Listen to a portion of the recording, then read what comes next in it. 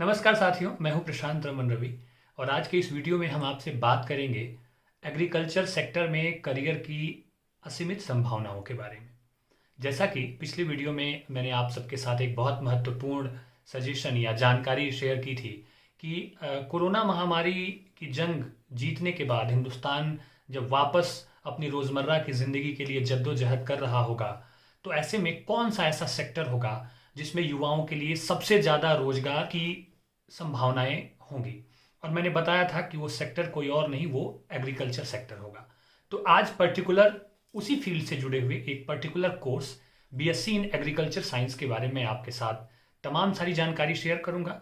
ये बताऊंगा कि बीएससी इन एग्रीकल्चर साइंस कौन से लोग कर सकते हैं, उसके लिए एलिजिबिलिटी क्या है, कोर्स ड्यूरेशन क्या है, कितना वक्त लगता है, किस किस यूनिवर्सिटी से आप ये कोर्स कर सकते हैं, फीस कितनी लगती है आपकी, इस कोर्स के दौरान आपको क्या क्या पढ़ना पड़ता है, और फाइनली इस कोर्स को कंप्लीट कर लेने के बाद आपके पास करियर के कितने सारे ऑप्शंस खुल जाते हैं। तो आज मैं लगभग 20 से 30 ऑप्शंस, करियर ऑप्शंस के बारे में भी आपको बताऊंगा और मैं कोशिश करूंगा कि एग्रीकल्चर सेक्टर से रिलेटेड जितने भी फील्ड हैं, जो भी कोर्सेज हैं, उन सब के बारे में एक एक करके आप सबको मैं बता सकूं। तो आज सबसे पहले बीएससी इन एग्रीकल्चर साइंस के बारे में आपको मैं बताऊंगा। और मेरी आप सबसे गुजारिश है कि जो भी इस वीडियो को देख रहे हैं, आप बिल्कुल इस वीडियो को शेयर करें ताकि ज़्यादा से ज़्यादा मात्रा में ये जानकारी युवाओं तक पहुंच सके। हो सकता है आपके घर कोई स्कूल गोइंग बच्चा हो, आपका कोई साथी हो, आपका कोई पड़ोसी हो, उसकी आप मदद कर सकें और खुद भी ये जानकारी आप हासिल करें ताकि दूसरे को भी आप ठीक से गाइड कर सकें। तो आज सबसे पहले हम बात करेंगे BSc in agriculture science. BSc agriculture में सबसे पहले मैं बता दूं कि ये कोर्स कौन कौन से लोग कर सकते हैं। तो इस कोर्स को करने की जो प्राइमरी एलिजिबिलिटी है, वो एलिजिबिलिटी है कि आपका 12th में साइंस होना चाहिए।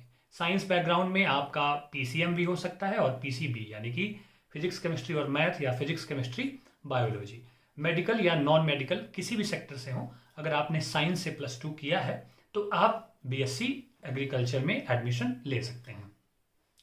इसके लिए एडमिशन की जो प्रक्रिया होती है वो कोई सेंट्रलाइज एंट्रेंस टेस्ट नहीं होता है। जो भी अलग अलग यूनिवर्सिटीज़ हैं या कॉलेजेस हैं, वो अपना इंडिविजुअल एंट्रेंस एग्ज़ाम कंडक्ट करवाते हैं। इस कोर्स के लिए जो हिंदुस्तान में कुछ बहुत नामचीन यूनिवर्सिटीज़ हैं, उसमें BHU Banaras Hindu university, ICAR और पीएयू, ये बहुत फेमस हैं। और भी बहुत सारे कॉलेजेस हैं जहाँ पे ये कोर्स करवाए जाते हैं। ये कोर्स का जो ड्यूरेशन होता है वो नॉर्मली 4 साल का होता है। आप ट्रेडिशनल ग्रेजुएशन बीए या बीएससी करते हैं तो आपको 3 साल वक्त लगता है, लेकिन बीएससी एग्रीकल्चर में आपको 4 साल का समय लगता है, क्योंकि 3+1 यानी कि एक प्रैक्टिकल ट्रेनिंग ईयर भी इसमें आपको इंक्लूड कर दिया जाता है। जहाँ तक फीस की बात है तो ये डिपेंड करता है कि आप ये कोर्स कहाँ से कर रहे हैं। अगर आप किसी गवर्नमेंट इंस्टीट्यूट से ये कोर्स आप कर रहे हैं तो बहुत कम खर्चे में आप 4 साल की अपनी ये डिग्री पूरी कर सकते हैं। उसके लिए आपको मिनिमम 70,000 से 1.5 लाख तक या 1,60,000 रुपए तक का पैसा खर्च करना होता है। ये पर ईयर की बात मैं नहीं कर रहा हूँ, पूरे 4 साल में 70,000 से लेके 1.5 लाख तक या 1,70,000 रुपए तक की पूरी फीस होती है।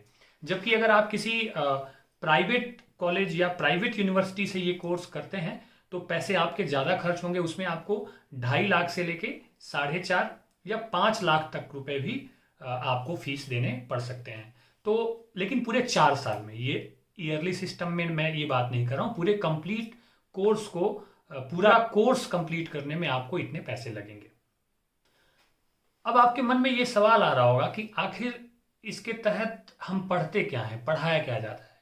तो मैं आपको बता दूं चैंपियंस की बीएससी एग्रीकल्चर में एग्रीकल्चर से रिलेटेड जो कुछ भी आप सोच सकते हैं, उन तमाम विषयों के बारे में आपको जानकारी दी जाती है। आपको पढ़ाया जाता है मिट्टी के बारे में, फसलों के बारे में, फसलों में लगने वाली बीमारियों के बारे में, कृषि में प्रयोग की जाने वाली जो तमाम तरह की तकनीकें हैं, आधुनिक उपकरण हैं, उन सब के बारे में। साथ ही साथ सिंचाई का क्या है, रासायनिक खादों का क्या है, वो जो कुछ भी है, प्रोसेसिंग से ले, उत्पादन से लेके, प्रोडक्शन से लेके, मार्केटिंग तक, जो कुछ भी प्रक्रिया खेती में अपनाई जाती है बिजनेस के लिए या प्रोडक्शन के लिए, वो तमाम तरह की जानकारी इस कोर्स में आपको दी जाती है। अब आपके मन में ये सवाल आ रहा होगा कि ये कोर्स करने के बाद करियर अपॉर्चुनिटीज़ का क्या मामला है, करियर को लेकर के कितना इफ़ेक्टिव है ये कोर्स। तो मैं बार बार आपको कह रहा हूँ कि एक असीमित दुनिया खोलने वाला है ये सेक्टर आने वाले समय में, और अभी भी इस दौर में भी इसमें करियर की असीम संभावनाएं हैं। तो एक एक करके हम लगभग 20 करियर सेक्टर के बारे में अभी मैं आपको बताने वाला हूं इसी वीडियो में। तो ध्यान से देखें क्या है करियर ऑप्शन। इसके लिए जो सबसे पहला सेक्टर मेरे दिमाग में आता है वो है बैंकिंग एंड इंश्योरेंस का सेक्टर। इस फील्ड में करियर की बहुत संभावनाएं हैं। आप इससे फील्ड ऑफिसर बन सकते हैं, रूरल डेवलपमेंट ऑफिसर बन सकते हैं। जब आप ये कोर्स करने लगेंगे तो उस दौरान कैसे ये सारी प्रक्रिया है वो सब आपको धीरे धीरे पता चल जाएगा। दूसरा सेक्टर है एग्रीकल्चर जर्नलिज्म। आप देखते होंगे कि कृषि से रिलेटेड बहुत सारी पत्र पत्रिकाएं भी आती हैं, मैगजीन आती हैं, उससे संबंधित लेख लिखे जाते हैं। तो अगर आपका रुझान इस फील्ड में जाने का है तो ये कोर्स करने के बाद जब आपके पास कृषि से संबंधित तमाम तरह की बारीकियां और उसकी जानकारी हो जाएंगी तो आप एग्रीकल्चर जर्नलिज्म के सेक्टर में भी जा सकते हैं। तीसरा जो फील्ड है वो है विभिन्न डिफरेंट तरह की मल्टीनेशनल कंपनियां हैं जो कि सीड्स बनाती हैं, खाद बनाती हैं, तमाम तरह के इक्विपमेंट्स बनाए जाते हैं। तो वहाँ भी आपको नौकरी लग जाती है। आपको बताऊं कि कैंपस सिलेक्शन होता है इस कोर्स में, और वो डिपेंड करता है कि आपने ये कोर्स कहाँ से किया है। अगर आपने किसी बहुत बेहतरीन अच्छे सरकारी संस्थान से, गवर्नमेंट इंस्टीट्यूट से ये डिग्री हासिल की है और आप मेधावी हैं, स्किल्ड हैं, तो कैंपस सिलेक्शन में आपको बहुत अच्छा पैसा मिल जाता है। लेकिन अगर नॉर्मल कैंपस सिलेक्शन की भी बात करें तो 3 लाख से 6 लाख या 4 लाख से 8 लाख तक एवरेज ये जो पैकेज है वो आपको इस नौकरी में मिल जाता है। साथ ही साथ अगर आप और भी ज़्यादा गवर्नमेंट सेक्टर की बात करें स्टेट लेवल पे, तो एडीओ, एईओ, आरएफओ, ये सारे ऑफिसर्स जो होते हैं वो वही लोग बनते हैं जिन्होंने एग्रीकल्चर साइंस का कोर्स किया है। अगर आप टीचिंग एंड रिसर्च में जाना चाहते हैं तो भी आपके लिए ये सेक्टर बहुत उपयोगी साबित होगा। करियर की तमाम सारी संभावनाएं हैं। आप बीएससी एग्रीकल्चर करने के बाद एमएससी एग्रीकल्चर और फिर एसडीआरएफ की परीक्षा होती है और फिर पीएचडी हासिल की डिग्री हासिल करके आप रिसर्च के क्षेत्र में जा सकते हैं और आप प्रोफेसर भी बन सकते हैं आप इस फील्ड में जाने के लिए।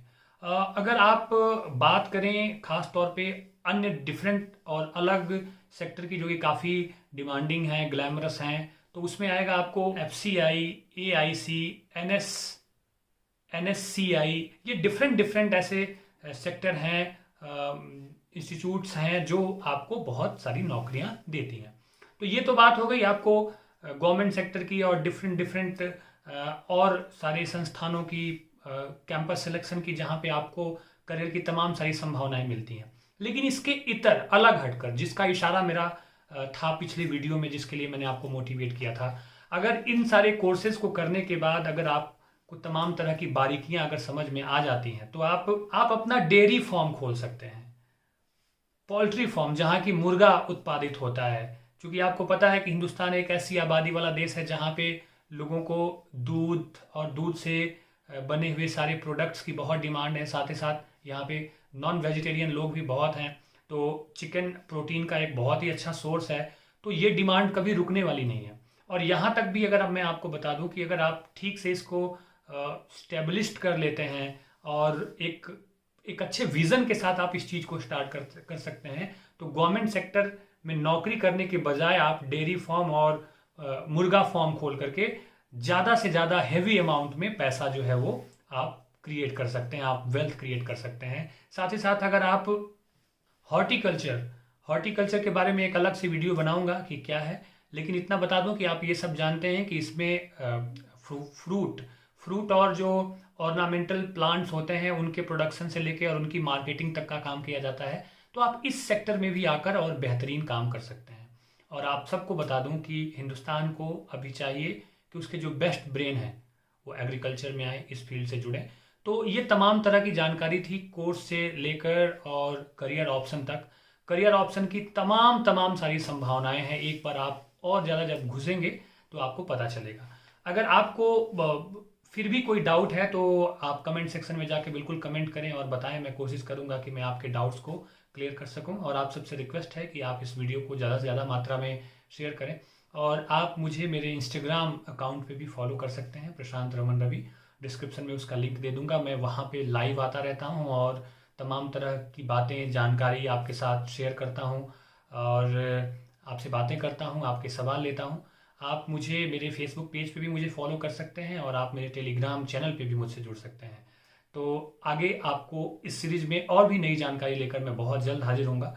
तब तक अपना बहुत सारा ख्याल रखिए। आप सबको बहुत सारा प्यार और शुभकामनाएं। नमस्कार।